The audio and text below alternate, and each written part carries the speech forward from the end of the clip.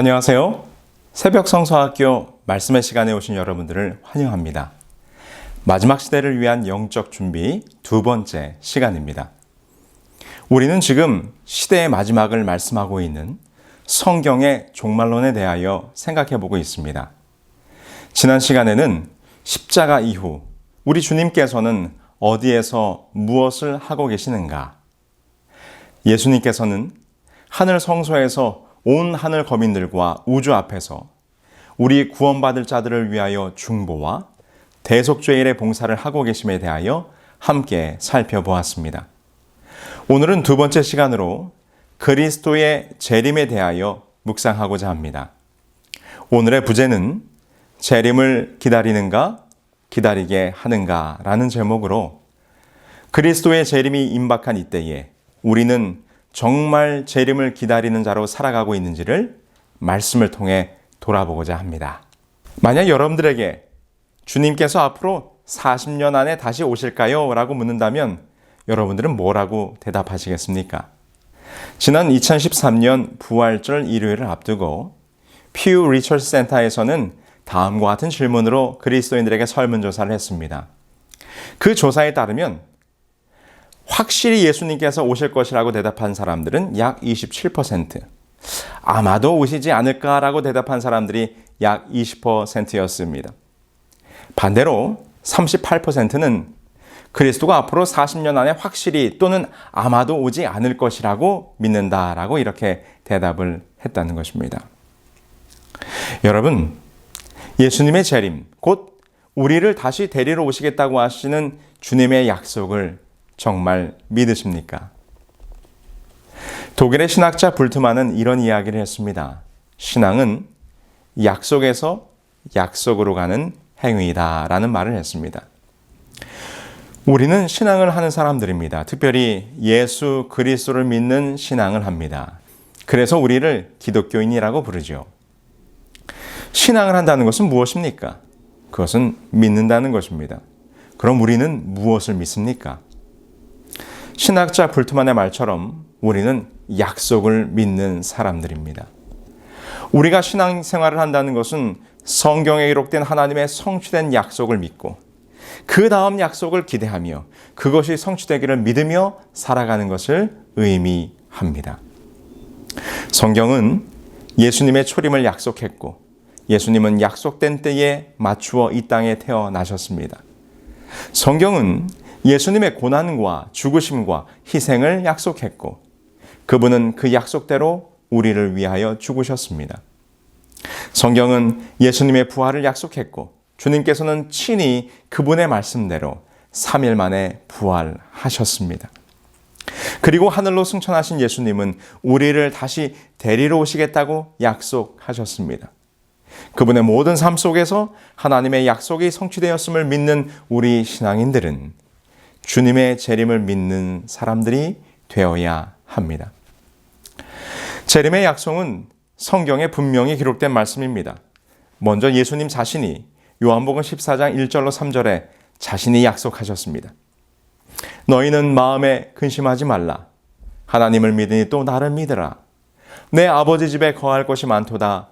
그렇지 않으면 너희에게 일렀으리라.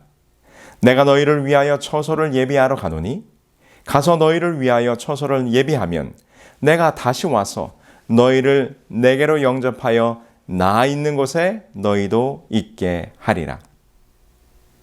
재림의 약속은 천사들이 다시 한번 또 보증하였습니다.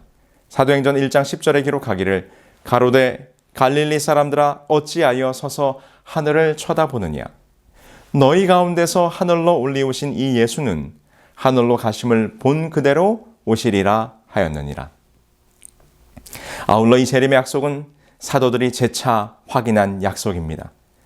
데살로니가전서 4장 16절로 17절에 기록하기를 주께서 호령과 천사장의 소리와 하나님의 나팔로 친히 하늘로 쫓아 강림하시리니 그리스도 안에서 죽은 자들이 먼저 일어나고 그 후에 우리 살아남은 자도 저희와 함께 구름 속으로 끌어올려 공중에서 주를 영접하게 하시리니 그리하여 우리가 항상 주와 함께 있으리라.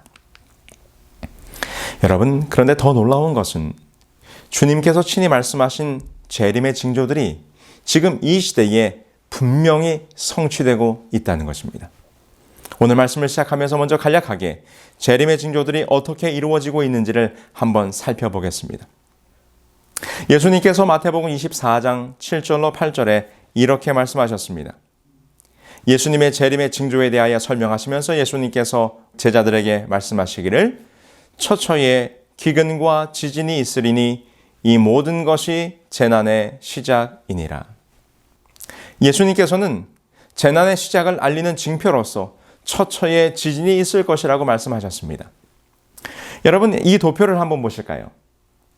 이 도표는 예수님께서 말씀하신 당시의 시대부터 현재까지의 진도 7 이상의 지진이 얼마나 자주 발생했는지를 보여주고 있는 도표입니다. 여러분들이 보시는 것처럼 20세기에 접어들면서 지진의 빈도수는 급격하게 증가합니다.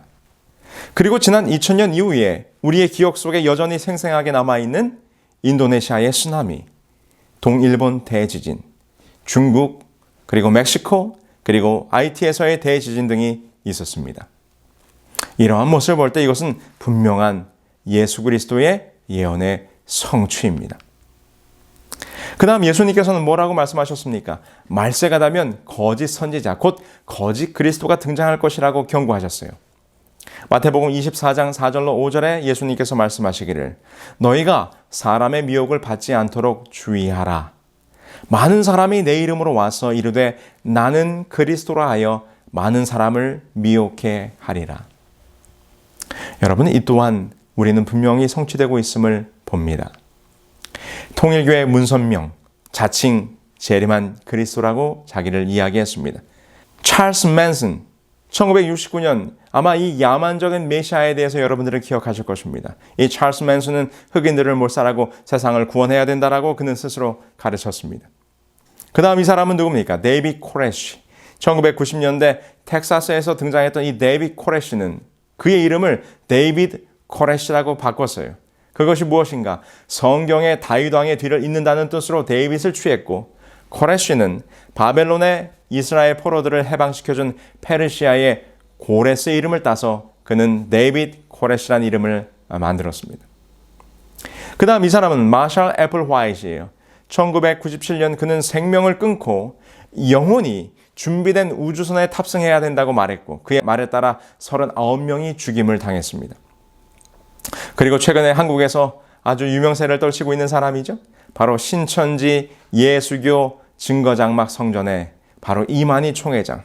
그들은 그들을 인도할 선한 목자라고 칭하면서 그를 칭송하는 모습을 봅니다. 국제종교문제연구소장에 따르면 국내 소종파 지도자들 가운데 자칭 자신을 하나님이라 주장하는 사람이 20여 명, 그리고 이 재림한 예수를 자처하는 사람이 무려 50명이 넘는다고 하는 통계를 우리는 봅니다. 여러분, 이 또한 말세의 징조가 성취되는 모습이 아닐 수가 없는 것입니다. 그리고 전쟁과 전쟁의 소문들은 어떻습니까? 거짓 선지자들과 적그리스도의 출현을 경고하신 예수께서는 다음으로 전쟁과 전쟁의 소문이 돌게 될 것이라고 말씀하셨습니다. 마태복음 24장 7절에 예수님께서 말씀하시기를 민족이 민족을, 나라가 나라를 대적하여 일어나겠고 라고 말씀하셨습니다. 여러분, 무려 지난 20세기 한 세기 동안에만 전쟁으로 인해 사망한 사람의 수가 2억 명이 넘습니다. 미국 하버드 대학의 P.A. 소로킨이라고 하는 사회학 교수는 전쟁에 관한 아주 흥미로운 숫자를 발표했는데요. 그의 연구에 따르면 과거 2500년간 약 902회의 전쟁과 1615회의 내란이 일어났다는 사실을 그는 통계적으로 이야기합니다. 그리고 그가 말하기를 20세기 이후에 한 세기 동안 벌어진 전쟁과 내란의 수는 그 이전의 역사 속에서 벌어졌던 것보다 무려 8배 이상 된다는 것입니다. 여러분, 이 얼마나 놀라운 숫자입니까? 이 또한 마지막 시대가 다가오는 이때에 예수 그리스도의 예언의 성취가 하나씩 이루어지는 모습을 우리는 확인해 볼 수 있습니다. 한 가지만 더 살펴보실까요? 이것은 지금 우리가 매우 직접적으로 겪고 있는 예언입니다. 누가복음 21장 9절에 기록하기를 곳곳에 큰 지진과 기근과 전염병이 있겠고라고 예수님께서 말씀하셨어요. 지난 20세기 이후에 상상할 수도 없었던 무서운 전염병들이 등장했습니다. 스페인 독감, 홍콩 독감, 메르스, 이볼라, 사스, 그리고 지금 우리를 위협하고 있는 코로나19 바이러스까지. 여러분, 그 외에도 처처의 기근과 가뭄과 기상이변과 인간들의 영적 타락과 인간 윤리의 파괴, 그리고 사회와 국가의 도덕적 타락 등등, 정말 예수님께서 예언하신 재림의 모든 징조, 말세의 징조들이 분명히 성취되는 것을 우리는 지금 우리의 두 눈으로 똑똑히 목도하고 있습니다. 성경에 기록된 예언적 종말의 시계는 이제 거의 12시 자정의 시간, 곧 약속된 재림의 시간이 다 되어 가고 있습니다. 그런데 정작 우리들의 모습은 어떠합니까? 이렇게 여러분들에게 이 시간 질문을 드리고 싶습니다. 우리는, 여러분들은 그리스도의 재림을 기다리는 자입니까? 아니면 기다리게 하는 자입니까? 여러분, 성경을 보면 항상 기다리시는 분은 하나님이셨지 우리 인간들이 아니었습니다. 우리가 말로는 재림을 기다린다고, 예수님의 다시 오심을 기다린다고 말은 하지만 성경에 기록된 우리들의 이야기를 볼 때 우리가 예수님을, 우리가 하나님을 기다린 적은 없었습니다. 우리는 기다리는 자가 아니라 항상 하나님으로 하여금 기다리게 하는 자였음을 보게 됩니다. 누가복음 15장 20절에 이런 말씀이 기록되어 있습니다. 이에 일어나서 아버지께로 돌아가니라. 아직도 상거가 먼데 아버지가 저를 보고 측은히 여겨 달려가 목을 안고 입을 맞추니. 누가복음 15장에는 탕자의 이야기가 나옵니다. 이 이야기 속 비유에서 탕자는 타락한 우리들의 죄인들의 모습을 보여줍니다. 그리고 아버지는 우리 하나님의 모습이지요. 그런데 이 이야기 속에서 기다리는 사람은 탕자가 아닙니다. 그는 떠난 자요, 방랑하는 자요, 자기의 유익을 위하여 살았던 사람입니다. 그가 아버지를 떠난 이후에 그는 한 번도 아버지를 그리워하지도 않았고 아버지를 다시 만날 날을 기다리지도 않았습니다. 그저 자기의 인생을 마음껏 즐기며 살아갑니다. 여러분, 이 이야기 속에서 기다리는 자는 아버지입니다. 그는 아들이 떠나간 그날부터 하루도 빼놓지 않고 아들이 떠나버린 먼 길, 그 길 모퉁이를 바라보며 아들을 기다립니다. 아들이 다시 오기를 기다립니다. 그의 기다림이 얼마나 간절했던지 누가복음 15장 20절의 기록처럼 아들이 돌아오는 모습을 본 아버지는 아직도 그 거리가 먼데도 불구하고 아들이 돌아오는 것을 알아보고 달려나가는 것입니다. 어찌 아들이 돌아오는 것을 알았겠습니까? 아들이 돌아간다고 미리 전화를 했겠습니까? 아니면 편지를 보냈겠습니까? 아니요. 아버지는 아들이 돌아오는 것을 미리 알지 못했습니다. 그러나 저 멀리 마을 입구에 아들의 모습이 나타나자마자 아버지는 기다렸다는 듯이 달려나갑니다. 아니, 기다렸습니다. 아들이 이제나 저제나 오려나 항상 깨어서 기다렸습니다. 머리를 들고 기다렸습니다. 자다가도 아들만 생각나면 일어나서 아들을 기다렸습니다. 사랑하는 사람을 그리워하고 다시 만나기를 고대하고 돌아오기를 기다렸던 사람은 탕자가 아니라 아버지였습니다. 얼마 전 지난 4월 14일 마음에 잔잔한 감동을 주는 이야기가 한국 신문에 실렸습니다. 경남 통영경찰서 광도지구대에는 자신의 차량에 누군가 5만 원짜리 지폐와 먹을거리가 담긴 봉지를 자꾸 끼워두고 간다고 하는 신고가 접수됐습니다. 신고한 A씨에 따르면 지난 2월부터 5차례 이상 A씨의 차량에 꼬깃꼬깃 접은 지폐와 그리고 과자나 떡이 담긴 비닐봉지가 차 옆에 놓여 있었다는 것입니다. 신고하신 분은 매우 걱정되고 두려운 마음이 있었습니다. 왜냐하면 차에다 돈을 꽂아두고 이를 이용해 범죄를 저지르는 사건들이 종종 언론에 실리는 것을 보았기 때문이죠. 그래서 이분이 경찰서에 신고를 한 것입니다. 경찰은 신고를 받고 주변 CCTV를 확인해 용의자를 찾아냈는데 범인은 다름이 아닌 아주 거동이 불편한 한 할머니였어요. 알아보니까 이 할머니는 인근에 사는 86세의 B 씨였는데 이 할머니는 치매 증상이 있는 것으로 알려졌습니다. 그렇다면 여러분, 왜 이 할머니는 자신이 알지도 못하는 이 차에 돈을 꽂아 두었을까요? 사연은 이러했습니다. 오래전 남편과 사별한 할머니는 몇 년 전까지 아들과 함께 살았지만 현재 그의 아들은 타지에 머무르고 있는 것으로 경찰 조사에 의하여 밝혀졌습니다. 그런데 할머니의 아들은 어머니와 함께 지낼 당시 빨간색 승용차를 몰고 다닌 것으로 알려졌는데 할머니는 같은 색의 자동차인 이 A씨의 차량을 자기 아들의 차량으로 생각해 용돈과 먹을거리를 몰래 그 차에 남겨두었던 것입니다.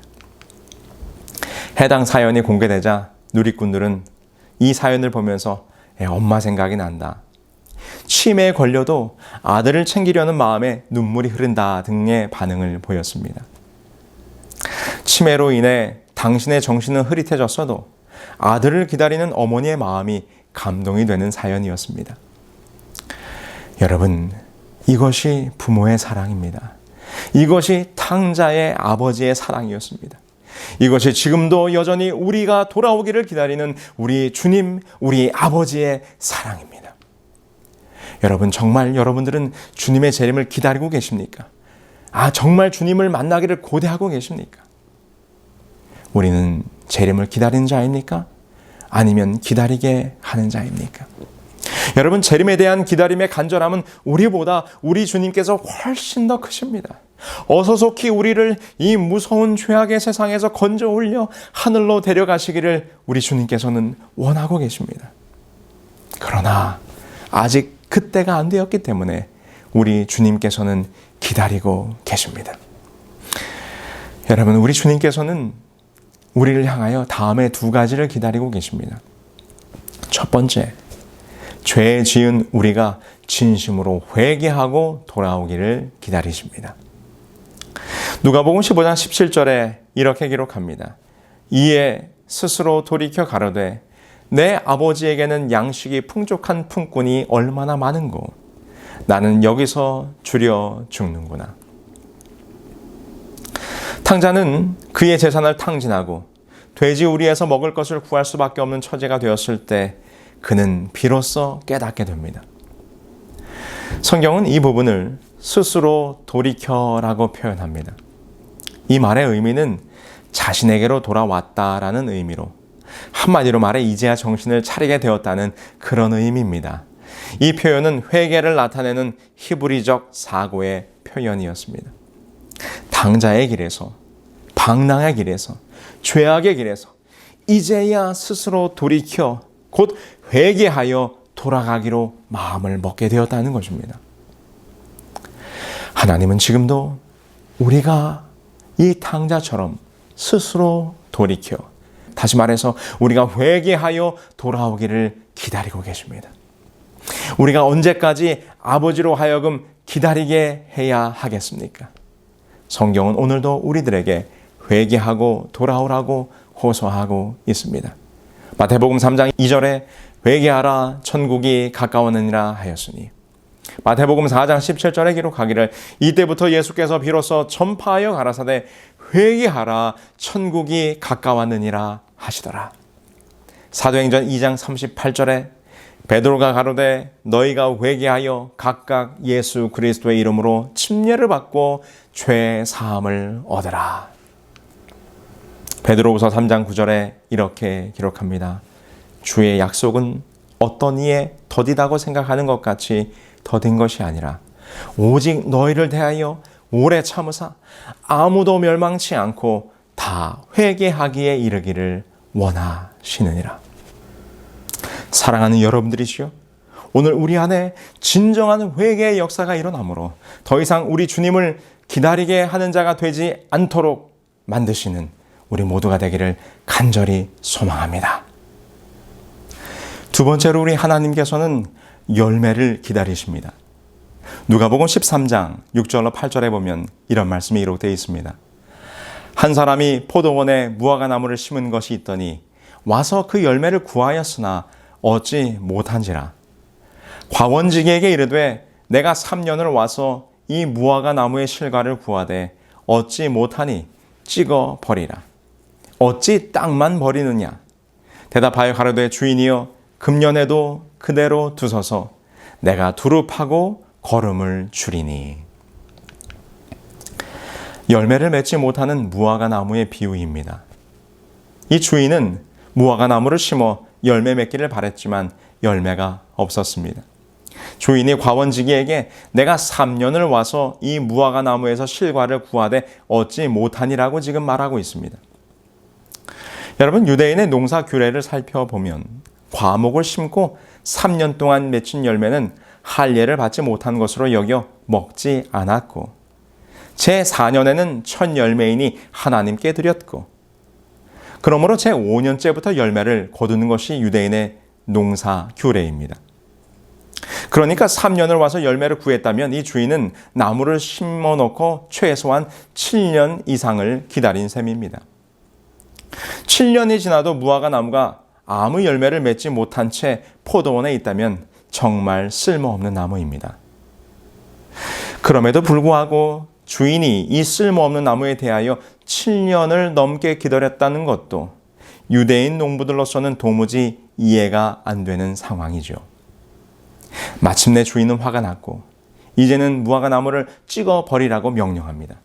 누가 보아도 이 무화과 나무가 찍힘을 당하는 것은 매우 당연하다고 생각할 그 즈음에 이번에는 주인이 아닌 과원지기가 나타나서 주인에게 무화과 나무를 살려달라고 간구합니다.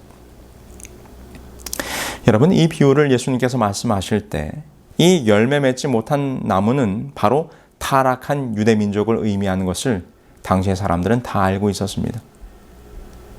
하나님께서 유다 백성을 택하사 선민으로 삼으시고 그 민족을 통하여 온 세상에 하나님의 영광을 드러내고 온 나라에 하나님을 전하는 제사장 나라로 삼았지만 그들은 그 사역을 감당하지 못했습니다.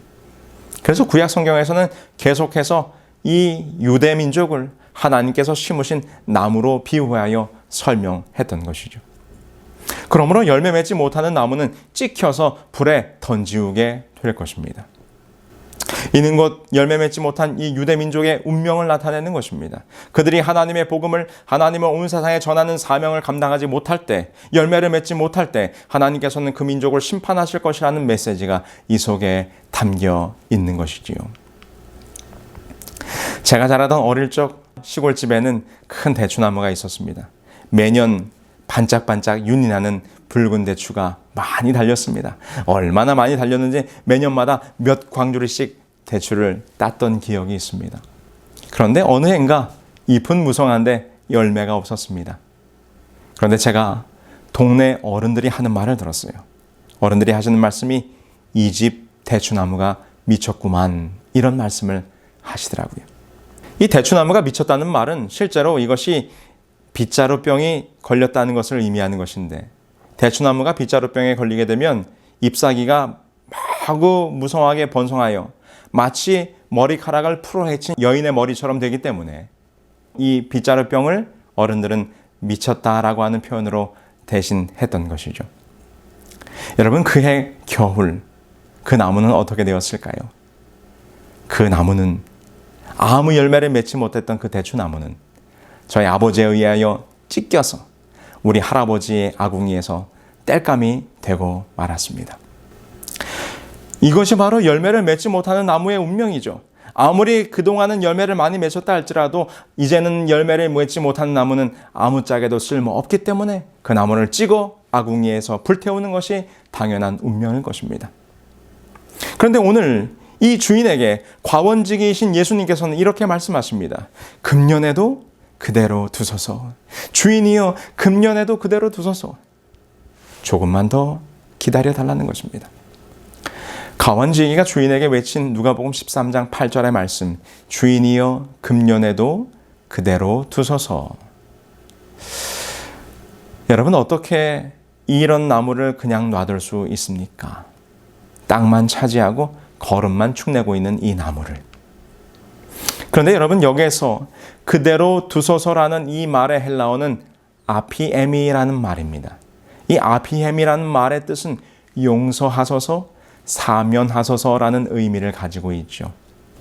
그런데 더 놀라운 것은 어떻게 오늘 우리 하나님께서는 과원직이신 예수님의 간청대로 열매 맺지 못하는 우리들을 기다리시며 그대로 두실 수 있으실까요?